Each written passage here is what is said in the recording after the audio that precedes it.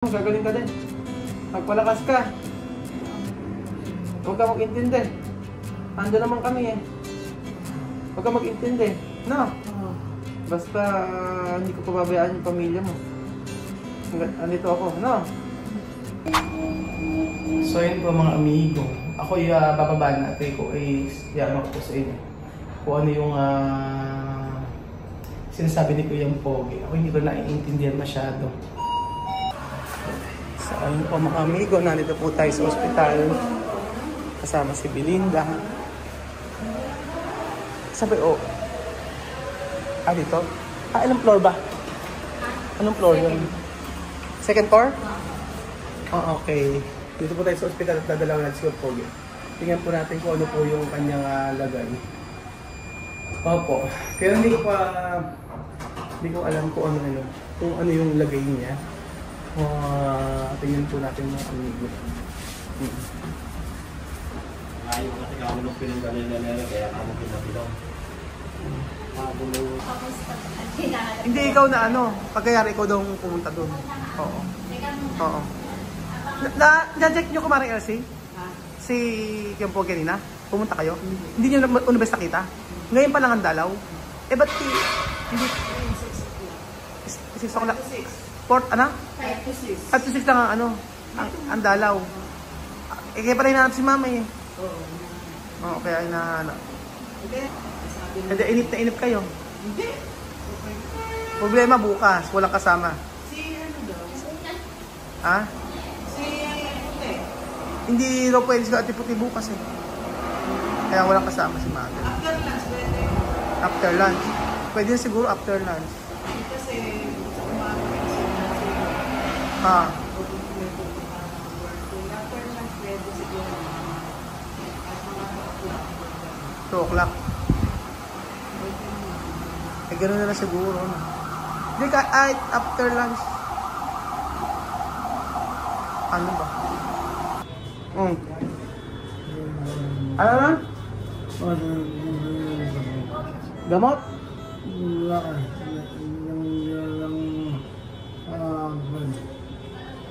Kilala mo ba ako? Sino? Hindi ako si Ruel. Hindi ako si Ruel. Si Huawei. Ano nararamdaman mo? Ano masakit? Huwag tagalin. Ha? Masakit puso mo? Hindi man?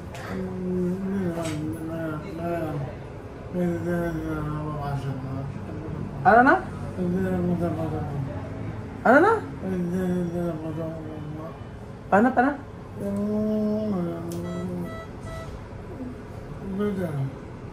136 pala ang BP mo, 136 to 98.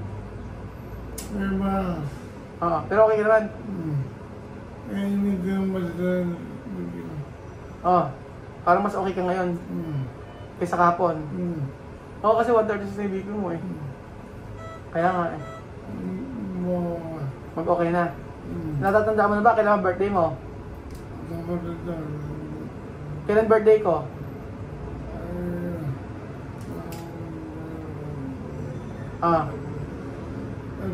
April 26. Kaya mo taas yung sa kami mo?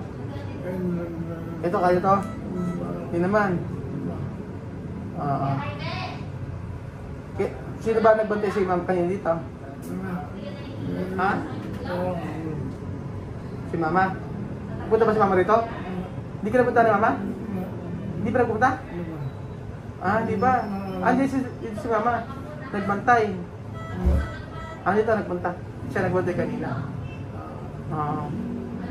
Kaya magpagaling ka. Magpagaling ka para makalabas ka agad. Huwag mo tatanggalin niya. Ano na? Ano? Inumin? Oo.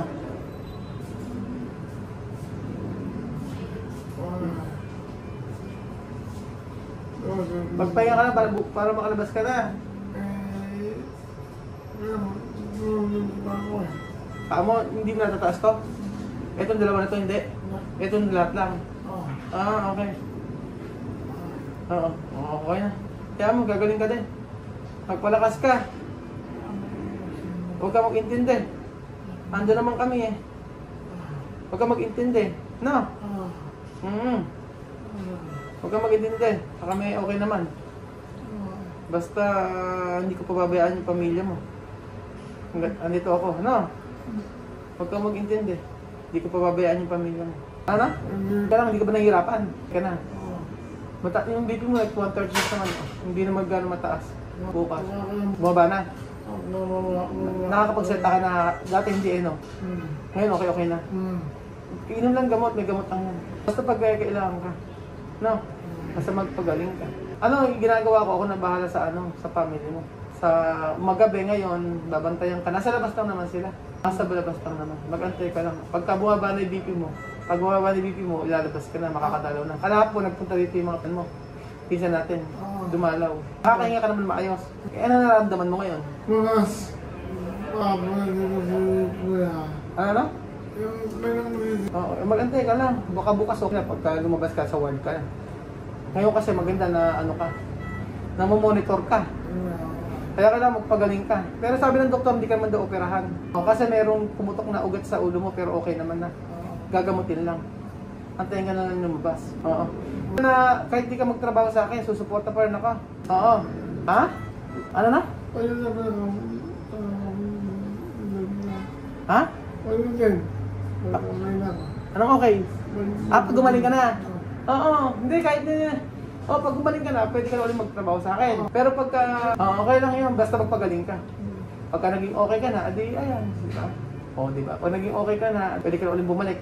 Pero hanggang ganun pa din, susuporta pa rin ako sa family mo. Basta magpagaling ka na eh. Oo. Ano na? Oo. Nag-ano kami, yung mga anak mo? Kaaral naman. Tapos ang nagdadrive ngayon, si Marvin. Tapos susunod na linggo, si Jay muna. Si Jay mo muna magdadrive. Si Jay mo muna magdadrive. Ano? Si Jay mo wala nang trabaho sa munisipyo. Yung pinsa natin. Ngayon, ang magdadrive, si Jay mo muna. Hanggang di ka pa okay. Pagka okay ka na, pwede ka na mag-drive. Kaya pagka gumaling ka na, huwag matigas sa ulo mo yung pagkain mo. Bawal na soft drinks. Bawal sa'yo. Bawal din sa'yo yung baboy.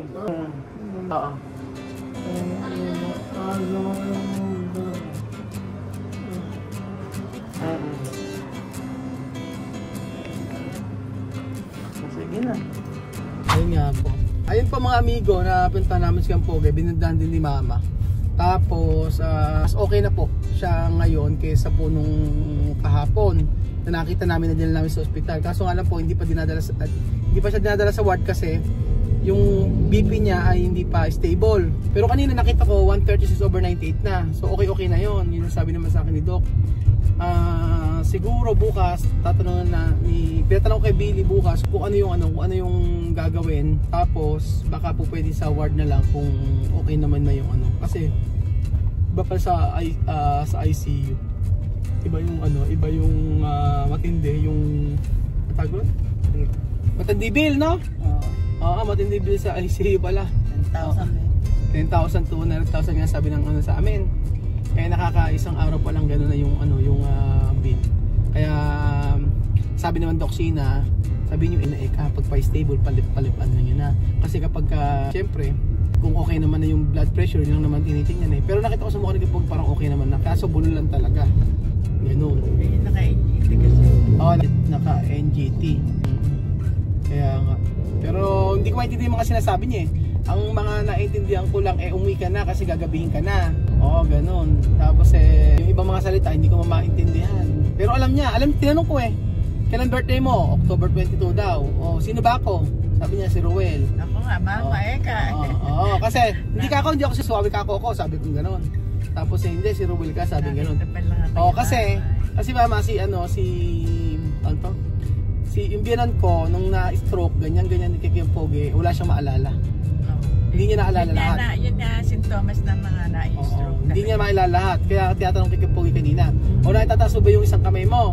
Sabi niya na yung sa may left side, yung sa may right side hindi. Right side. Buti Tsaka nga paba. right side ano. Oo. Kasi dito yung sa Yung puso kaliwa, yung puso. kaliwa Oo. puso. Sa left, yung sa... Right side. Oo nga. Sa left, yung sa right side, hindi niya maitaas tsaka maano. Oo. Eh sabi ngang, sinatanong ko nga sa kanya, kailan ang birthday ko? Alam niya, April. Oo. Sabi ko nga sa kanya. Ano lang yan. Ako nga, usan nakita yung mama ka. Sabi niya, oh, ba't ang tagal nyo nang dumalaw? Eh, alas 5 lang ang dalaw. Yun yung ba alam? Hindi namin alam eh. Ah, Oo, si Billy lang, buti nga dumating. Hindi ko nalaman namin no, diba? oo. Hindi namin alam.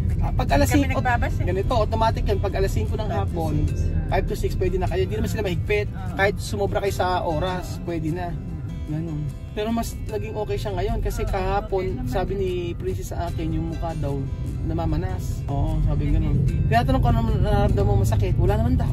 Hindi sa akin naman tinanong ko ano ba nararamdaman mo yun. Eh inano niya yung kanyang binte. May hita na yun. Ay, yung hita. Eh, hindi nga niya kasi maigalaw. Hindi raw niya maigalaw sabi niya. Kaya mukha ko maalis yan, ite-therapy yan sabi ko. Oh, hindi therapy nga. Maalis din ka ako yan. Siyempre talagang gano'n kahapon lang ako. Kaya Sabi ko. and then mga amigo, maraming salamat po pala sila nagbigay ng tulong kay Kuya Pogi. So si Ate Christina po nagbigay po siya, si Ate Bim nagbigay din po siya. Tapos si Ate meron pong nagbigay, sasabihin ko po sa inyo isa-isa yung mga nag-share po ng blessing para po kay Kuya Pogi. So maraming salamat po sa mga viewers natin tsaka sa mga subscriber natin na nagmamahal po sa pamilya namin. So thank you so much po kay Ate. Ito, wait natin. Taga-ano po, yung nag-book po sa atin before sa Casa Guiniana. Siya po kasi yung binigyan ko po yung mga miracle fruit niya dito. Eh pagka pupunta rito, sabi ko kumuha ng miracle fruit para para sa pamilya niya. Tapos kanina maga nag-message sa akin. Ang sabi niya sa akin pagpasensya na daw, sabi ko sobrang laki po ng tulong ninyo, sabi ko ganoon. Kasi nga di ba wala naman din na pinagkukuhanan sila kayong Poget ano po sa akin sa nag-drive po sa monthly lang po. So laki po ng tulong ninyo. Teka, ang pangalan niya ay si ayan si Ate Ate Christina. Opo, Ate Christina po nag-share po. And then si Ate Jerry meron din po ata yun. And then yun, sa lahat po na nagbigay, maraming salamat po, especially po alam ko po yung lahat po nagpadala ay nasa abroad except si Ate Christina. So thank you so much po sa mga OFW natin. And then si Christina din nagbigay ng isa, yung taga Pangasinan niya tayo. So thank you so much po. And then sabi nga ni si Ate Marton din, sabi niya ay tutulong daw siya kay Kuya Pogi. So yung prayer nga ni Ate Marathon kanina is sobra na po yun natulong para sa amin. Kayo po nanonood sa amin, yung pag-pray nyo po ay sa amin, para sa amin napaka laking tulong po nun. Ang prayer nyo po okay na po sa amin, hindi na po financially. Sabi nga nang nag-comment, nag-message sa akin kanina, we are all financially hindi makakatulong, pero yung panalangin namin ay matindi, sabi nga. So ayun po mga amigo, i-update po kayo sa latest na bukas po, i-update ko po kayo. Pero lumas kami bukas, malalaman nyo naman po. Siguro tatanong ko kila Princess o kay Billy kung ano po yung mangyayari bukas. Pero hopefully po makaisa po ng ICU. Kasi yung nagwo-worry kami, baka mamaya kasi kaya hindi inaalis sa ICU dahil yung hindi stable yung kanyang blood pressure, na sabi nga ni Doc Sina baka daw ma-stroke ulit, kaya nandun sa ICU pa rin. So ayun po mga amigo, thank you so much po at